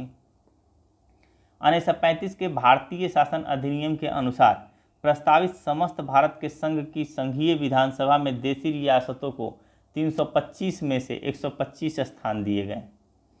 राज्य परिषद के 260 में से 104 स्थान इन रियासतों को प्रदान किए गए, किंतु रियासतों ने संघ में सम्मिलित होना स्वीकार नहीं किया। आप देखेंगे 1935 के अधिनियम के तहत अखिल भारतीय संघ की जो बात कही गई थी, ये 1935 के अधिनियम के तहत कहा गया था, लेकिन वो सफल नहीं हो पाया था, ठीक है। और उसका कारण यही था, ये 1935 के भारत शासन अधिनियम के तहत जो भी आया था, इसमें देशी रियासतों को 325 में से बोला गया 124 स्थान तुम्हें दिया जाएगा और 260 में से राज्य परिषद में से 104 स्थान दिया जाएगा, लेकिन फिर भी देशी रियासत जो है वो इसमें सम्मिलित होना स्वीकार नहीं किया। अतएव प्रस्तावित संघ अस्तित्व में आ ही नहीं सका, ठीक है। जो अखिल भारतीय संघ की नीति जो लेके आया गया था 1935 के अधिनियम पे, वो ग्राउंड पे वर्कआउट ही नहीं किया, वो ऑन पेपर ही रह गया। 1937 के चुनाव में कांग्रेस ने उल्लेखनीय सफलताएं प्राप्त की। इस सफलता का प्रभाव इन रियासतों पर भी पड़ा। यहाँ भी उत्तरदायी सरकारों और नागरिक स्वतंत्रताओं के लिए आंदोलन होने लगे। यानी जैसे ही यहाँ पे पहले चुनाव के द्वारा, क्योंकि हर कोई जो है अब डेमोक्रेट यानी कि जो है लोकतंत्र का जो है हर कोई उसकी तरफ बढ़ना चाहता था। निरंकुशता से हर कोई अपना पाला झाड़ना चाहता था, यानी कि हर कोई चाहता था कि एक लोकतांत्रिक सरकार का गठन हो जहाँ पे हमें चुनने का अवसर मिले। आम नागरिक भी जो हो क्या है, शासन को संचालित करने का एक माध्यम बन सके, अपने प्रतिनिधि को वहाँ पे भेज सके। और इसीलिए जो भी रियासतें थी, देसी रियासतें, जहाँ पे राजा महाराजाएं वंशानुगत शासन कर रहे थे अभी भी, वहाँ पे जो है नागरिक स्वतंत्रताओं के लिए आंदोलन होने लगे। रियासतों का एकीकरण एवं विलय देखेंगे कि कैसे रियासतों का एकीकरण किया गया और फाइनली उसका जो है कैसे जो है भारत सरकार में जो है विलय किया गया, जो आज हमें देखने को मिलता है उत्तर से दक्षिण और जो पूरब से पश्चिम एक विस्तृत भारत, उसकी एकीकरण और विलय यहाँ पे देखेंगे। Integration and merger of states, भारतीय रियासतों के भविष्य के संबंध में नीति निर्धारित करना एक कठिन कार्य था। क्रिप्स प्रस्ताव आता है 1942 ईस्वी में, वेबल योजना आता है आपका 1945 ईस्वी। ये सब हम अगले चैप्टर जो चैप्टर 11 है उसमें विस्तार से इसमें दिया हुआ है, ठीक है। तो इसमें बस नॉर्मली लेके चलेंगे, नहीं तो ये अपने आप में बहुत ज़्यादा हो जाएगा। क्रिप्स प्रस्ताव 1942, वेबल योजना 1945, कैबिनेट मिशन 1946 और 20 फरवरी 1947 ईस्वी की ब्रिटिश प्रधानमंत्री इटली की घोषणा आदि सभी ने इन रियासतों के भविष्य पर विचार किया गया था। इन सबों में जो है कि रियासतों का भविष्य क्या होगा, इस पे विचार इन सबों ने किया। क्रिप्स प्रस्ताव ने भी किया कि भाई रियासतों का भविष्य क्या होना चाहिए, वेबल योजना ने भी किया, कैबिनेट मिशन ने भी किया और ब्रिटिश प्रधानमंत्री इटली की जो घोषणा हुई थी 20 फरवरी 1947 को, इसमें भी इन पे विचार किया गया। 20 फरवरी को इटली की घोषणा और 3 जून की माउंटबेटन की योजना द्वारा यह स्पष्ट कर दिया गया कि इन रियासतों को यह अधिकार होगा कि वे भारत या पाकिस्तान किसी में भी सम्मिलित हो जाएं, यानी इनको इनकी मर्जी पे छोड़ दिया गया कि तुम्हारी जो मर्जी, उस तरफ जिधर आप चाहोगे उधर आप झुक सकते हो, कोई दिक्कत नहीं है। माउंटबेटन ने किसी एक रियासत या अनेक रियासतों के संघ को भारत या पाकिस्तान से पृथक एक तीसरी इकाई के रूप में मान्यता देने से इनकार कर दिया। यानी बोला कि आपको जो है एक अलग स्टेट्स का, एक अलग कंट्री का दर्जा नहीं देंगे, या तो भारत होगा या फिर पाकिस्तान, या आप भारत से मिल जाइए या फिर आप पाकिस्तान से मिल जाइए। अपने आप को एक अलग राष्ट्र के रूप में आप अपने आप को जो है संप्रेषित नहीं कर सकते हैं। अपने आप को जो है एक अलग मान्यता के लिए, जो अगर आप द्वंद्व चाहते हैं या फिर आप अलग मान्यता चाहते हैं, तो वो आपको एक अलग मान्यता नहीं मिलेगा। हम 2 ही मान्यता देंगे, एक पाकिस्तान को और एक भारत को। आपको जिसके साथ मिलना है मिल जाइए, ये था। राष्ट्रीय स्तर पर गठित आंतरिक सरकार में सरदार पटेल को रियासती विभाग का मंत्री बनाया गया कि भाई जो ये सरकार है, ये जो विस्तृत राष्ट्र है, इसको एकीकरण का कार्य इनको, यानी रियासती विभाग का हेड बनाया गया किसको, सरदार पटेल को। सरदार पटेल ने इन भारतीय रियासतों की देशभक्ति को ललकारा और इनसे अनुरोध किया कि वे भारतीय संघ में सम्मिलित हो जाएं। 15 अगस्त 1947 ईस्वी को 136 क्षेत्राधिकारी यानी जुरिस्डिक्शनल रियासतें जो हैं भारत में सम्मिलित हो गईं। कश्मीर ने विलय पत्रों पर 26 अक्टूबर 1947 ईस्वी को, ध्यान रखेंगे कि कश्मीर ने कब विलय पत्र पर हस्ताक्षर किए थे, 26 अक्टूबर 1947 ईस्वी को। जूनागढ़ एवं हैदराबाद ने 1948 ईस्वी में हस्ताक्षर कर दिए। बहुत सी छोटी छोटी रियासतों जो एक अलग इकाई के रूप में आधुनिक प्रशासनिक व्यवस्था में नहीं रह सकती थीं का विलय संलग्न प्रांतों में विलय कर दिया गया, जैसा उड़ीसा, और जैसे बात करते हैं उड़ीसा और छत्तीसगढ़ की 39 रियासतों का विलय उड़ीसा एवं मध्य प्रांत में कर दिया गया, एवं गुजरात की रियासतों का जो है बम्बई प्रांत में कर दिया गया। इन रियासतों के विलय का एक अन्य रूप ऐसी इकाइयों के रूप में गठित करना था जो केंद्र द्वारा प्रशासित की जाए। इस श्रेणी में हिमाचल प्रदेश, विंध्य क्षेत्र, त्रिपुरा, मणिपुर, भोपाल, बिलासपुर एवं कच्छ की रियासतें थीं। एक अन्य प्रकार का विलय राज्य संघों को गठित करना था। इस प्रकार काठियावाड़ की संयुक्त रियासतें, मत्स्य की जो है संयुक्त रियासतें, विंध्य प्रदेश और मध्य भारत के संघ पटियाला और पूर्वी पंजाब के रियासती संघ यानी कि जिसको पेप्सू कहते हैं, राजस्थान, त्रावणकोर, कोचिंग की संयुक्त रियासतें इस प्रकार अस्तित्व में आईं। रियासतों का पुनर्गठन कैसे होता है ये देखते हैं। The organisation of states. स्वतंत्रता संग्राम के समय कांग्रेस की एक प्रमुख मांग यह थी कि भाषा के आधार पर, ध्यान रखिएगा, अब यहाँ पे देखेंगे भाषा की बातचीत आ जाएगी, कि स्वतंत्रता संग्राम के समय कांग्रेस का ये प्रमुख मांग था कि भाषा के आधार पर राज्यों का पुनर्गठन किया जाए। आधार क्या होना चाहिए? भाषा।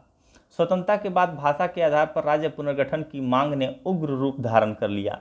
तेलुगु भाषी जो आंध्र प्रदेश के लिए आंदोलन करते हुए श्री रामुलु की मृत्यु के कारण 1953 ईस्वी में यह प्रांत अस्तित्व में आ गया। यानी आंध्र प्रदेश का गठन तत्काल करना पड़ा 1953 ईस्वी में, क्योंकि यहाँ पे जो है आमरण अनशन में बैठे हुए थे जो आपके श्री रामुलु, इनकी मृत्यु हो जाती है। 1954 ईस्वी में भारत सरकार ने न्यायमूर्ति फजल अली की अध्यक्षता में राज्य पुनर्गठन आयोग की नियुक्ति की। यानी सबसे पहले आपका आता है आपका न्यायमूर्ति फजल अली आयोग जो वर्कआउट करेगा। यहाँ पे राज्य पुनर्गठन आयोग की जो है नियुक्ति की गई। हालांकि इसके बारे में एक्सप्लेन में पढ़ने को मिलेगा, भाषा वाला जो है राज्यों के पुनर्गठन की बात करेंगे तो ये पॉलिटी में हम लोग को अच्छे से पढ़ना पड़ेगा। यहाँ पे हम थोड़ा सा जो इसकी ऐतिहासिक स्वरूप है उसको देखते हुए चलेंगे। राज्य पुनर्गठन आयोग की नियुक्ति की। इसके अन्य सदस्य पंडित हृदयनाथ कुंजरू, ठीक है, फजल अली तो अध्यक्ष थे, अन्य सदस्य में हृदयनाथ कुंजरू और सरदार के.एम. पन्नीकर थे। इन दोनों को भी ध्यान रखिएगा, ठीक है, कि फजल अली आयोग जो गठित किया गया था उसके अध्यक्ष तो फजल अली ही थे, ठीक है, लेकिन अन्य सदस्यों में हृदयनाथ कुंजरू और सरदार के.एम. पन्नीकर भी थे। इस आयोग ने सितंबर 1955 ईस्वी में अपनी रिपोर्ट सरकार को दे दी और सुझाव दिया कि 16 राज्य एवं 3 केंद्र शासित प्रदेश बनने चाहिए। इसके फलस्वरूप जो है त्रावणकोर, कोचिंग, मैसूर, कुर्ग, सौराष्ट्र, कच्छ, मध्य प्रदेश, भोपाल, विंध्य क्षेत्र, अजमेर, त्रिपुरा, हिमाचल प्रदेश और पेप्सू भिन्न भिन्न इकाइयों के रूप में नहीं रहे और ABC श्रेणी के राज्यों की व्यवस्था को समाप्त कर दी गई। पहले जो है राज्यों की श्रेणी A, B, C और D में जो है केंद्र शासित प्रदेशों को रखा जाता था और श्रेणी A, B, C 3 श्रेणियां थी, ठीक है, और तीनों का जो है अलग अलग विशेषाधिकार मिले हुए थे। इन राज्यों का जो क्रम ABCD था, D में स्पेशली जो है राज्य नहीं आते थे, केंद्र शासित प्रदेश आते थे, तो जो राज्यों का ABC क्रम था इनको समाप्त कर दिया गया जो आपका फजल अली आयोग का जो रिपोर्ट आया उसके तहत। और 16 राज्य, ठीक है, और इसका जो सुझाव दिया गया था कि 16 राज्य और जो है 3 केंद्र शासित प्रदेश बनने चाहिए, इसको आगे जो है भारतीय संसद में जब पारित किया गया तो 14 राज्य और 6 केंद्र शासित प्रदेश जो है बनाए गए। तो वही बात करता है 1956 में राज्य पुनर्गठन अधिनियम भारतीय संसद में पारित कर दिया गया और उसके अनुसार 14 राज्य और 6 केंद्र शासित प्रदेश बनाए गए। 1961 ईस्वी में बम्बई को गुजरात एवं महाराष्ट्र में बांट दिया गया। यानी कि सबसे पहला जो विभाजन हुआ 1961 ईस्वी में बम्बई का जो है गुजरात एवं महाराष्ट्र में। तो अब 14 राज्य से, क्योंकि 14वां राज्य अगर बम्बई मान ले तो बम्बई 2 भागों में बट गया, गुजरात एवं महाराष्ट्र, तो अब 15 राज्य हो गए। 1962 ईस्वी में नागालैंड को पूर्ण राज्य का दर्जा दिया गया, ठीक है। 1966 ईस्वी में पंजाब से हरियाणा को अलग किया गया, यानी राज्य में दो और बढ़ गए। नागालैंड भी एक राज्य हो गया, 15 से 16 हो गए और 16 से फिर एक और बढ़ जाएगा, 17 हो जाएगा 1966 ईस्वी में। तो ये कई बार आ जाता है कि गुजरात एवं महाराष्ट्र का जो है पुनर्गठन कब किया गया था, तो ये देखेंगे 1961 में। नागालैंड को पूर्ण राज्य का दर्जा 1962 ईस्वी में। हरियाणा को जो है एक अलग जो है राज्य बनाया गया, पंजाब से निकाल कर दिया 1966 ईस्वी में। संसद ने 2000 ईस्वी में वर्षाकालीन अधिवेशन में 3 नए राज्यों के गठन के लिए विधेयक पारित किए।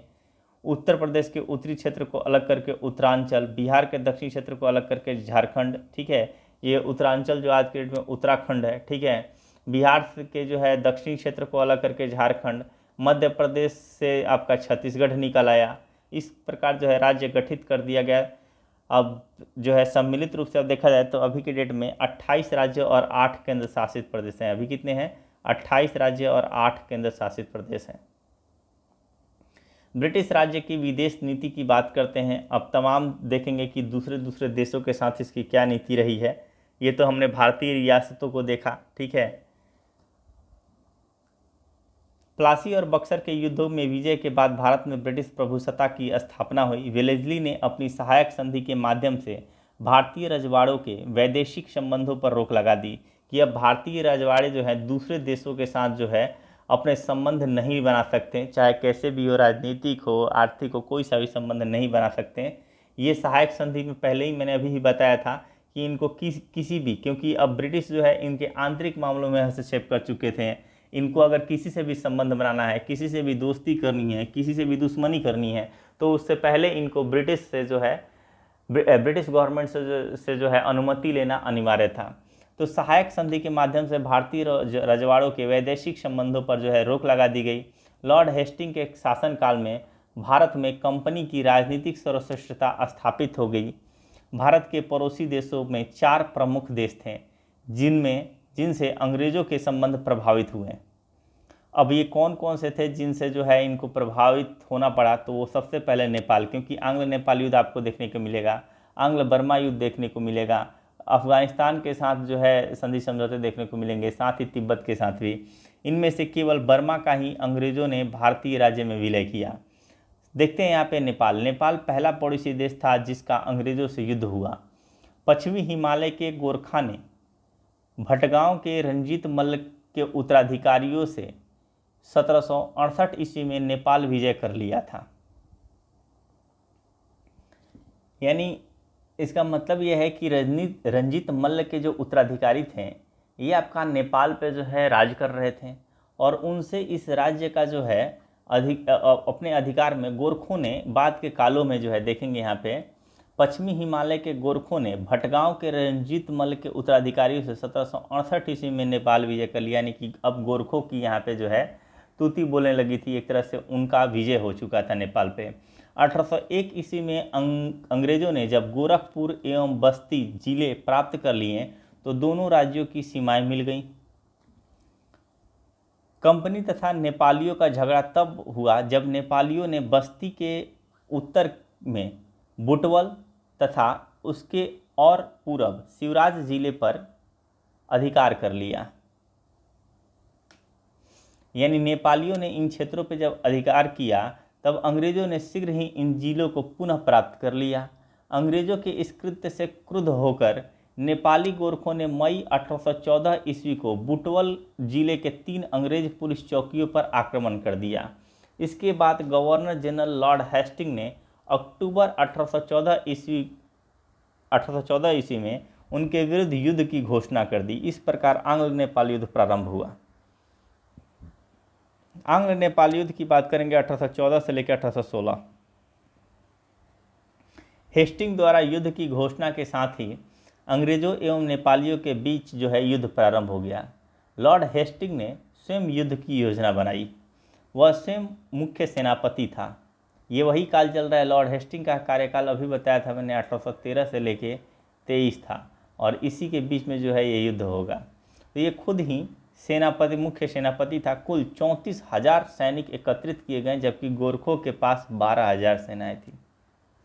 1814-15 के अभियान पूर्णतः असफल रहे। जनरल गिलेस्पी मारा गया। उसके उत्तराधिकारी मेजर जनरल मांटीडेल भी जैतक दुर्ग को जीतने में असफल रहे, परंतु कर्नल निकल्स तथा गार्डनर ने कुमाऊं की पहाड़ियों में स्थित अल्मोड़ा नगर अप्रैल 1815 ईस्वी में विजित कर लिया। मई 1815 ईस्वी में जनरल ऑक्टर लोनी ने मालाओं नगर को अमर सिंह थापा से छीन लिया। ध्यान रखेंगे इस नाम को।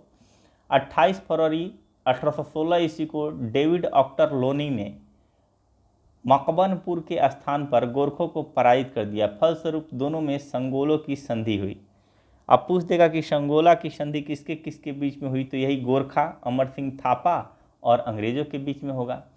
संगोली बिहार के चंपारण जिले में स्थित है। संगोली कहाँ है, तो ये बिहार के चंपारण जिले में जो है स्थित है। अक्सर कन्फ्यूजन होता है संगोली और सालबाई। तो सालबाई की संधि जो है वो आपका मराठों के साथ, मराठा से संबंधित है सालबाई की संधि। और यहाँ पे जो है आपका संगोली की संधि, क्योंकि नेपालियों का चेहरा जो होता है एक तरह से गोलाकार होता है, इस तरह से संगोली की संधि जो है आप मान लेंगे गोला गोला। ठीक है, संगोली की संधि। इन संधि के द्वारा गोरखों ने काठमांडू में एक ब्रिटिश रेजिडेंट रखना स्वीकार कर लिया। नेपालियों ने अपनी दक्षिणी सीमा के किनारे की नीची भूमि पर अपने दावे छोड़ दिए। नेपाल के पश्चिम में गढ़वाल और कुमाऊं के जिले अंग्रेजों के सुपुर्द कर दिए तथा वे सिक्किम से हट गए। ये वस्तुतः अंग्रेजों के लिए महत्वपूर्ण लाभ थे। उनके राज्य की उत्तर पश्चिम सीमा अब पहाड़ों तक पहुंच गई। उन्हें शिमला, मसूरी, अल्मोड़ा, रानीखेत, लंदूर और नैनीताल जैसे महत्वपूर्ण पहाड़ी जगहों और ग्रीष्म राजधानियों के लिए स्थान प्राप्त हुए।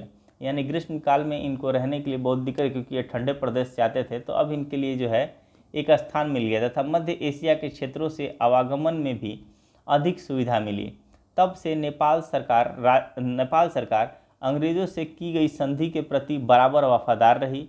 इसी के बाद गोरखों को अंग्रेजी सेना में विशेष स्थान दिया गया। 1857 के स्वतंत्रता संघर्ष में गोरखे राजभक्त बने रहे तथा इन्होंने अंग्रेजी साम्राज्य के प्रसार में विशेष योगदान भी दिया है। 10 फरवरी 1817 ईस्वी को सिक्किम के राजा चोग्याल से संधि हुई। सिक्किम के राजा का नाम क्या था? चोग्याल। और चोग्याल से संधि होता है 10 फरवरी 1817 ईस्वी को। उसे नेपालियों द्वारा प्रदत्त तीस्ता और मेची नदियों के मध्य का प्रदेश दे दिया गया। इस प्रकार कंपनी तथा नेपाल के बीच की सीमाएं भी निश्चित हो गई। बर्मा की बात करते हैं तो बर्मा एक स्वतंत्र राष्ट्र था तथा इसके लिए यानी कि नेपाल के संदर्भ में आपको बस एक सुगौली की संधि याद रखना है, अमर सिंह थापा याद रखना है, गोरखा याद रखना है, ठीक है। और इनको हालांकि एग्जाम में आया नहीं अभी तक, लेकिन फिर भी इसको ध्यान रखना है कि सिक्किम के राजा का नाम चोग्याल था, जिनको तीस्ता और मेची नदियों के मध्य का क्षेत्र जो है चोग्याल को दे दिया गया था 1817 के तहत।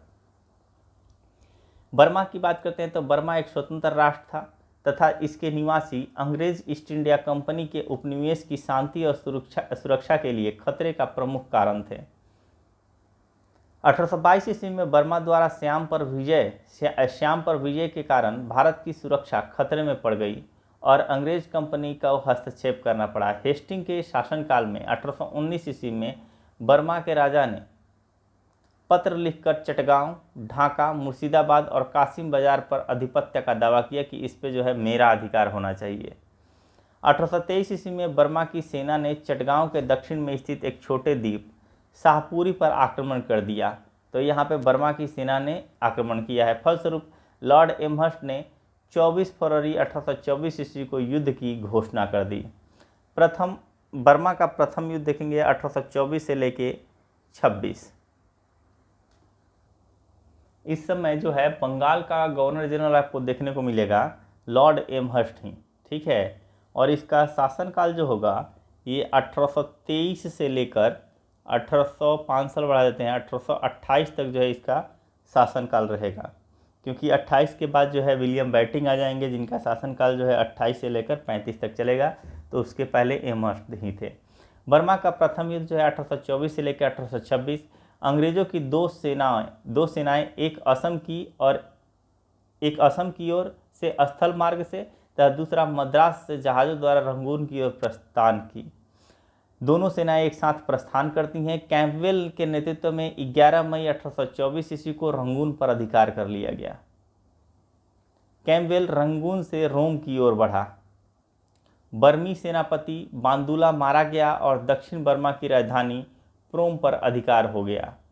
फलस्वरूप अंग्रेज़ों और बर्मा सरकार के बीच में जो है यांडबू की संधि, जो एक प्रसिद्ध संधि है वो हुई। यांडबू की संधि 24 फरवरी 1826 ईस्वी को होती है। इस संधि के प्रमुख प्रावधान निम्नलिखित थे।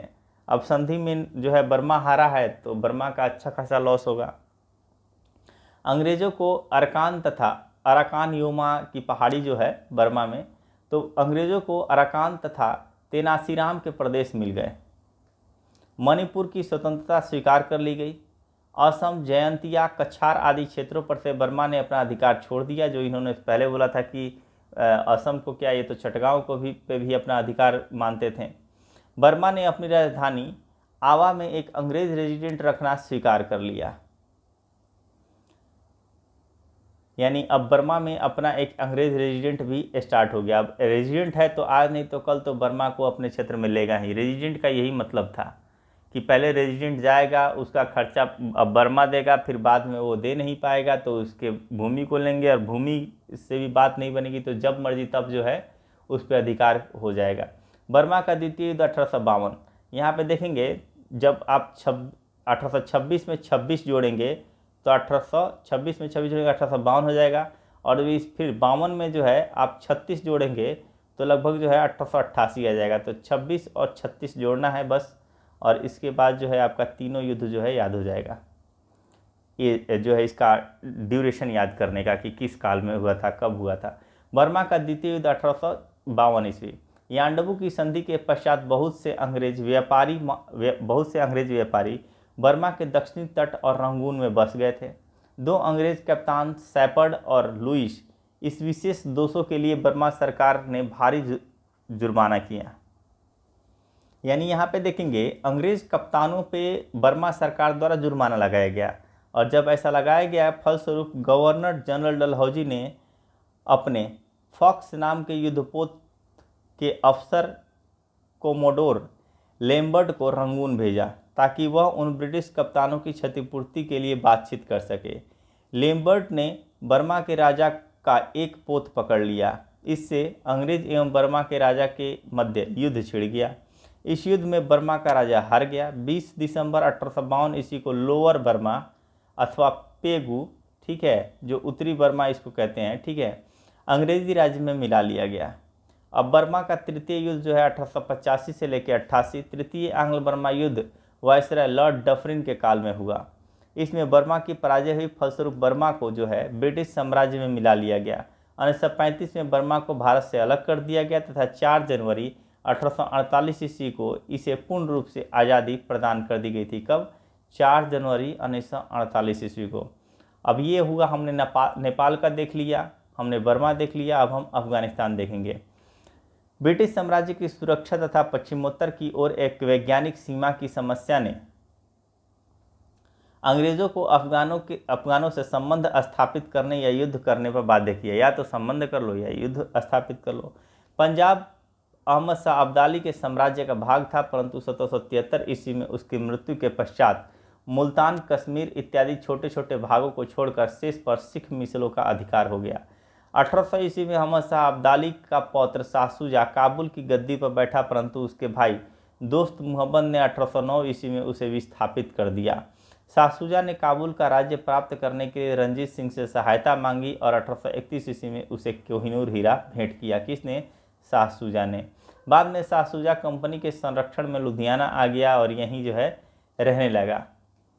1836 ईस्वी में ऑकलैंड को भारत का गवर्नर जनरल बनाया गया, क्योंकि अब भारत का 1833 के चार्टर एक्ट के द्वारा भारत बंगाल के गवर्नर जनरल को भारत का गवर्नर जनरल कहा जाने लगा, और इसीलिए 1836 ईस्वी में ऑकलैंड को भारत का गवर्नर जनरल बनाया गया। सितंबर 1837 ईस्वी में ऑकलैंड ने कैप्टन अलेक्जेंडर बर्न्स को काबुल की व्यापारिक यात्रा पर भेजा। वास्तव में बर्न्स को काबुल की राजनीतिक परिस्थिति का आकलन करने के लिए भेजा गया था। भेजा तो गया था कि जाओ व्यापारिक यात्रा, एक बहाना था। वास्तविक क्या था कि वहाँ की राजनीतिक परिस्थिति क्या है, इसका आकलन जो है, इसका आकलन करने के लिए भेजा गया था। काबुल के अमीर दोस्त मोहम्मद ने अंग्रेज़ों से प्रार्थना की कि वे उसे महाराजा रंजीत सिंह से पेशावर वापस दिलवा दें। ऑकलैंड ने दोस्त मोहम्मद की इस प्रार्थना को स्वीकार नहीं किया। फलस्वरूप दोस्त मोहम्मद ने निराश होकर रूस से सहायता प्राप्त की। इस प्रकार बर्न्स अपनी योजनाओं में असफल होकर 26 अप्रैल 1838 ईस्वी को भारत वापस आ गया। बर्न्स की असफलता के बाद ऑकलैंड ने रंजीत सिंह और शाह शुजा से मिलकर जून 1838 ईस्वी में एक त्रिदलीय संधि पर हस्ताक्षर किया। इस संधि के अनुसार शाह शुजा को ऑकलैंड ने अपनी सैनिक सहायता से 1840 ईस्वी में काबुल की गद्दी पर बैठा दिया। इसके बदले शाह शुजा ने यह वचन दिया कि वह अपने विदेशी संबंध सिख और अंग्रेजों की सलाह से संचालित करेगा, किंतु स्थानीय जनता ने शाह शुजा को स्वीकार नहीं किया, क्योंकि वहाँ के नागरिकों के दिलों में तो दोस्त मुहम्मद अभी पल रहे थे। ठीक है, दोस्त मुहम्मद थे। अब यहाँ पे देखते हैं, विलियम ने लिखा है, उसका दाखिल होना मृत शरीर के जुलूस के समान प्रतीत हुआ। दोस्त मुहम्मद के पुत्र अकबर खां के नेतृत्व में विद्रोह हो गया। यानी कि जो वहाँ पे विद्रोह हुआ था, ठीक है, काबुल में, उसका नेतृत्व जो है दोस्त मुहम्मद के पुत्र अकबर खां ने किया। अंग्रेज बुरी तरह पराजित हुए। फलस्वरूप मैकनाटन को अकबर खां के साथ अपमानजनक संधि करनी पड़ी। 1842 ईस्वी तक समस्त अंग्रेज सेना अफगानिस्तान से वापस आ गई। आंग्ल अफगान संबंधों का दूसरा दौर यहाँ से स्टार्ट होता है। आंग्ल अफगान संबंधों का दूसरा दौर लॉर्ड एलनबरो से लेकर लॉर्ड नॉर्थब्रुक के शासनकाल तक चलता रहा। यह काल जॉन लॉरेंस की कुशल आक्रमणीयता की नीति के लिए प्रसिद्ध है। कुशल आक्रमणीयता शब्द का प्रयोग JWS वायली ने एडिनबर्ग रिव्यू के लिए एक लेख में किया था। तो सबसे पहले देखेंगे कुशल आक्रमण्यता, ठीक है, यानी इसको आप बोलते हैं शानदार निष्क्रियता का सिद्धांत भी देखने को मिलता है। तो शानदार निष्क्रियता का सिद्धांत जो है, ये शब्द का प्रयोग सबसे पहले JWS वायली ने किया था। JWS वायली ने कहाँ किया था? एडिनबर्ग रिव्यू में के एक लेख में किया था। जॉन लॉरेंस अफगान मामलों के प्रति उदासीन और रूस की मध्य एशियाई आकांक्षाओं से भली भांति परिचित था, किंतु वह अफगानिस्तान के आंतरिक मामलों में हस्तक्षेप नहीं करना चाहता था। उसका यह विश्वास था कि अफगानिस्तान पर हमला आक्रमणकारी, चाहे अंग्रेज हो या रूसी, शत्रु समझा जाएगा तथा दूसरा मित्र। अगर अफगानिस्तान पर अंग्रेज करे तो अफगानिस्तानियों के लिए रूसी जो है वो मित्र हो जाएंगे, अगर रूसी करेंगे तो अंग्रेज जो है वो मित्र हो जाएंगे। तो ये चीज़ था। अतः उसने यह नीति निर्धारित की कि सीमाओं पर सेना तैयार रखे ताकि किसी भी परिस्थिति से निपटा जा सके। 1863 ईस्वी में अफगानिस्तान के अमीर दोस्त मोहम्मद की मृत्यु के बाद वहां सत्ता प्राप्ति के लिए संघर्ष प्रारंभ हो गया। सितंबर 1868 ईस्वी तक दोस्त मोहम्मद का पुत्र शेर अली पूर्ण रूप से सत्ता प्राप्त करने में सफल हो गया। उत्तराधिकारी के इस संघर्ष में गवर्नर जनरल जॉन लॉरेंस ने न तो किसी का पक्ष लिया और न ही किसी की सहायता की। जब 1868 ईस्वी में शेर अली अमीर बनने में सफल हो गया तो लॉरेंस ने उसे प्रचुर आर्थिक और सैनिक सहायता देने का प्रस्ताव किया। लॉर्ड मेयो और नॉर्थब्रुक ने लॉरेंस की नीति में कोई खास परिवर्तन नहीं किया। आंग्ल अफगान संबंधों का तीसरा दौर आता है। यह दौर लॉर्ड लिटन के शासनकाल से प्रारंभ होता है और 1876 ईस्वी में भारत का गवर्नर जनरल बनकर यह आता है। उसने अफगानिस्तान के अमीर शेर अली को निम्नलिखित संधि पर हस्ताक्षर करने के लिए बाध्य किया। पहली चीज़ थी कि अमीर अंग्रेज़ों के साथ एक अस्थायी संधि पर हस्ताक्षर करे। अमीर एक नियमित सहायता राशि अंग्रेज़ों को प्रदान करे। अमीर रूस के विरुद्ध संरक्षण प्रदान करे। शेर अली के छोटे पुत्र अब्दुल्ला जान को शेर अली का उत्तराधिकारी स्वीकार किया जाए। काबुल में एक ब्रिटिश रेजिडेंट रखना स्वीकार किया जाए। ये रहा ब्रिटिश रेजिडेंट की एंट्री। शेर अली इस संधि पर हस्ताक्षर करने से इनकार कर दिया। लॉर्ड लिटन ने इसे अपना अपमानजनक उपेक्षा माना और अफगानिस्तान के विरुद्ध धमकाने की नीति का अनुसरण प्रारंभ कर दिया। कुछ समय बाद उसने अफगानिस्तान के विरुद्ध आक्रमण की तैयारी शुरू कर दी। फलस्वरूप द्वितीय आंग्ल अफगान युद्ध प्रारंभ हो गया। प्रथम आंग्ल अफगान युद्ध जिसमें जो है आपको शाह शुजा को बना के भेजा गया था, ठीक है, वहाँ का सर्वे सर्वा बना के काबुल में भेजा गया था, लेकिन जो है अकबर खान ने जो दोस्त अली का, ठीक है, पुत्र था, उसने वहाँ पे विद्रोह कर दिया था। तो पहला जो युद्ध था आंग्ल अफगान युद्ध वो आपका 1839 ईस्वी में हुआ, ठीक है। 1839 से 1842 तक खींचतान के चला ये युद्ध। और ये द्वितीय आंग्ल अफगान युद्ध जो है 1878 ईस्वी, यानी कि अगर देखेंगे ना तो इसमें लगभग 40 जोड़ेंगे तो द्वितीय आंग्ल अफगान युद्ध हो जाएगा। और फिर इसमें जब आप 40 जोड़ेंगे तो तृतीय अफगान युद्ध जो हो जाएगा, ठीक है। ये तृतीय आगे आपको देखने को मिलेगा। इसमें लगभग 40 जोड़ना पड़ता है, 40 का क्रम इसमें रहता है, लगभग 40-41 ईयर। और फिर तृतीय आंग्ल अफगान युद्ध आगे आएगा तो हम आपको दिखा देंगे। तो तृतीय आंग्ल अफगान युद्ध होगा। तो यहाँ पे द्वितीय आंग्ल अफगान युद्ध 1878 से लेकर 80, द्वितीय आंग्ल अफगान युद्ध लिटन के समय में प्रारंभ हुआ। शीघ्र ही अंग्रेजी सेना ने अफगान प्रतिरोध को समाप्त कर दिया। शेर अली भागकर रूसी तुर्किस्तान पहुंच गया और जहां 21 फरवरी 1879 ईस्वी को उसकी मृत्यु हो गई। शेर अली के पुत्र याकूब खान, जो अब्दुल्ला जहां का बड़ा भाई था, से गंडमक की संधि करनी पड़ी, ठीक है। गंडमक की संधि जो है ये 26 मई 1879 को होती है। इस संधि की प्रमुख शर्तें निम्नलिखित थीं। याकूब खान ने काबुल में अस्थायी ब्रिटिश रेजिडेंट और हेरात तथा अन्य स्थानों पर एजेंट रखना स्वीकार कर लिया। अमीर ने अपनी विदेश नीति भारत सरकार द्वारा चलानी स्वीकार की। अमीर ने कुर्रम और मिस्री दरों का नियंत्रण तथा कुर्रम, पिसीन और सीबी जिलों का प्रशासन अंग्रेजों के हाथों में दे दिया। उसके बदले भारत सरकार ने अमीर को अन्य देशों के विरुद्ध रक्षा का आश्वासन दिया और 6 लाख रुपये वार्षिक देना भी स्वीकार किया। परंतु यह संधि अस्थायी न रह सकी और 3 सितंबर 1879 ईस्वी को काबुल में ब्रिटिश रेजिडेंट मेजर केवेगनरी, ठीक है, केवेगनरी की हत्या कर दी गई। ठीक है, केवेगनरी की जो है हत्या कर दी गई।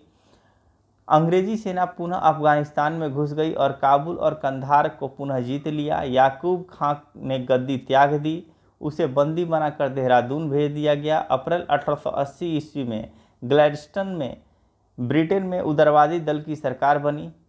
लॉर्ड लिटन ने त्यागपत्र दे दिया और लॉर्ड रिपन भारत का गवर्नर जनरल बना। इसी बीच शेर अली का भतीजा अब्दुल रहमान काबुल पहुंच गया। लॉर्ड रिपन ने उसे काबुल का अमीर स्वीकार कर लिया, यानी अब्दुल रहमान जो है अब ये अमीर बन जाएगा। अफगानिस्तान को खंडित करने की लॉर्ड लिटन की योजना को तिलांजलि दे दी गई। आंग्ल अफगान संबंधों का चौथा दौर स्टार्ट होता है। रूस द्वारा साम्राज्य विस्तार की भावना द्वितीय आंग्ल अफगान युद्ध के बाद भी चलती रही। 1884 ईस्वी में रूस ने पर्व यानी कि जो है अफगानिस्तान पर अधिकार कर लिया। कब? 1884 ईस्वी में। मार्च 1885 ईस्वी में रूस ने एक अन्य अफगान प्रदेश पंजदेह पर भी अधिकार कर लिया। रूस की इन विस्तारवादी योजनाओं को समाप्त करने के लिए एक ब्रिटिश सरकार ने रूस के विरुद्ध युद्ध की तैयारी आरंभ की। फलस्वरूप ब्रिटिश सेनाओं के भय से रूस ने अफगानिस्तान के विजित क्षेत्र पुनः उसे लौटा दिया।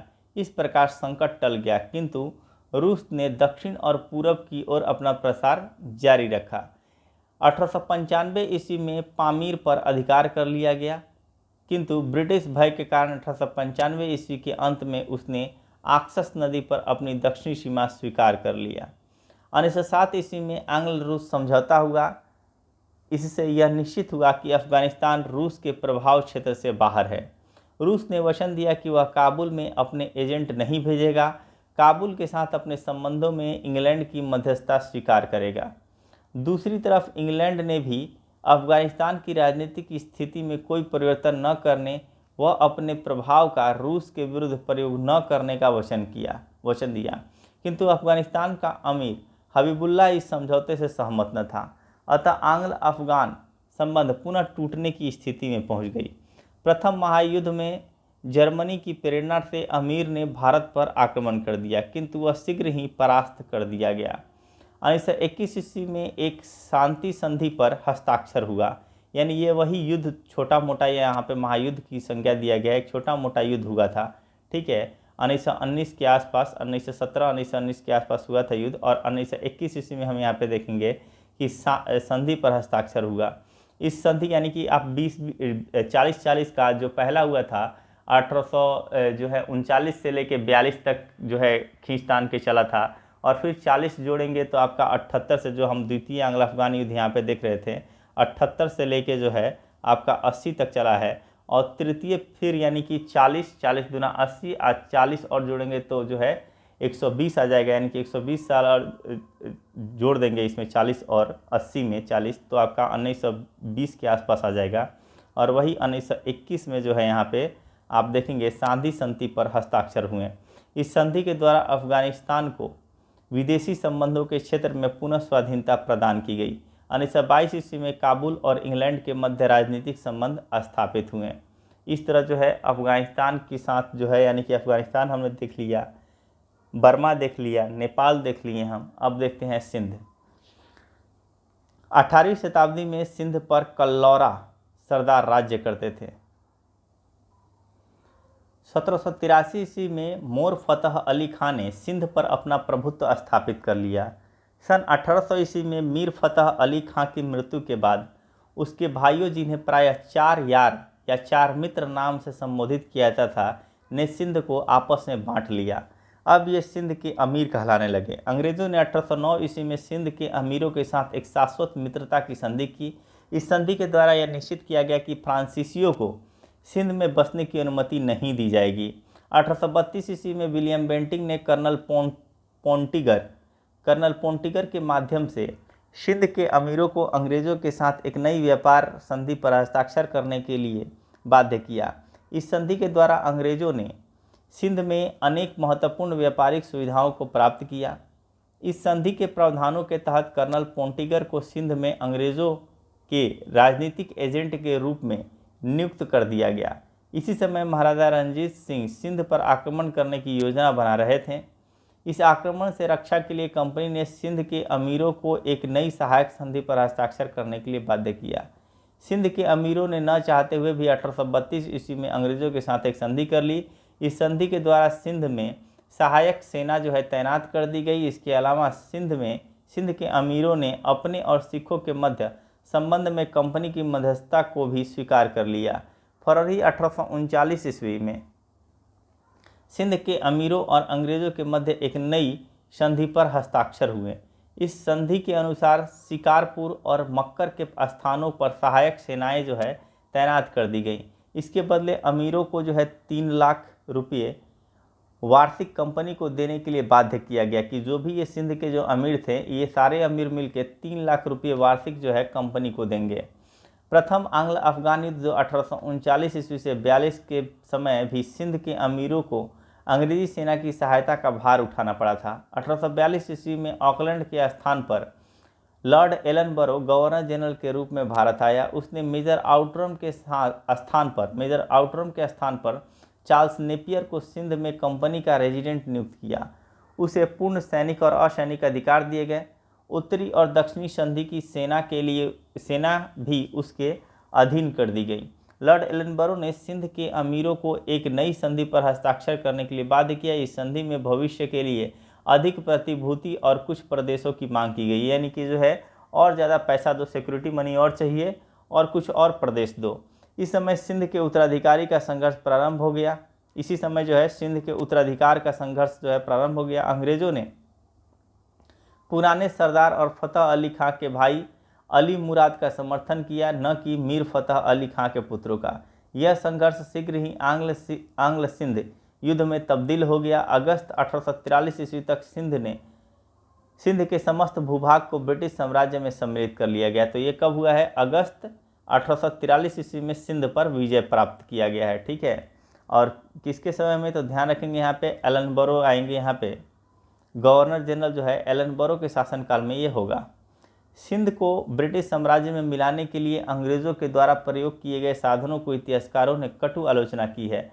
एल्फिस्टन ने लिखा है, एल्फिस्टन क्या लिखते हैं कि अफगानिस्तान से वापस आकर ये लोग यानी कि अंग्रेज एक उस निर्दयी की भांति बन गए जिस पर गली में मार पड़ी हो और बदले में घर आकर वह अपनी पत्नी को पीटता हो। यानी कि ये लोग अफगानिस्तान में तो हार गए थे, बुरी तरह हारे थे। अब रास्ते में सिंध मिल गया था तो सिंध को जो है निर्दयी तरीका से जो है पीट दिया गया। प्रसिद्ध अंग्रेज इतिहासकार P.E. रॉबर्ट्स ने लिखा है, सिंध विजय अफगान युद्ध का परिणाम था।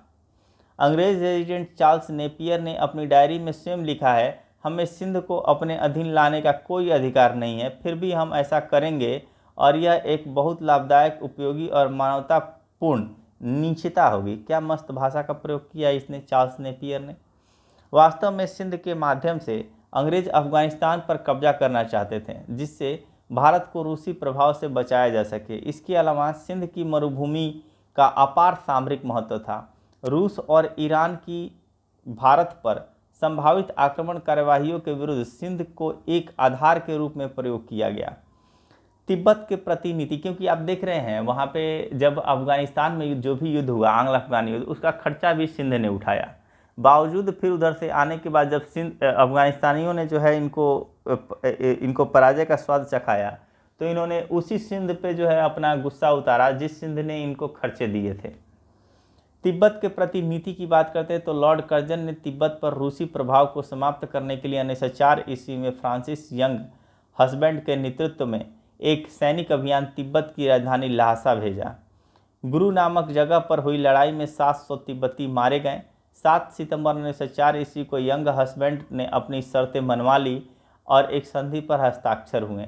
तो तिब्बत के साथ जो हस्ताक्षर हुए 7 सितंबर 1904 ईस्वी को हुए हैं। इस संधि के अनुसार तिब्बत को 1 लाख रुपये वार्षिक की दर से 75 लाख रुपये शुद्ध क्षति के रूप में देने थे। 1 लाख रुपये वार्षिक देने थे और युद्ध की क्षति जो हुई थी इसके लिए 75 लाख रुपये देने थे।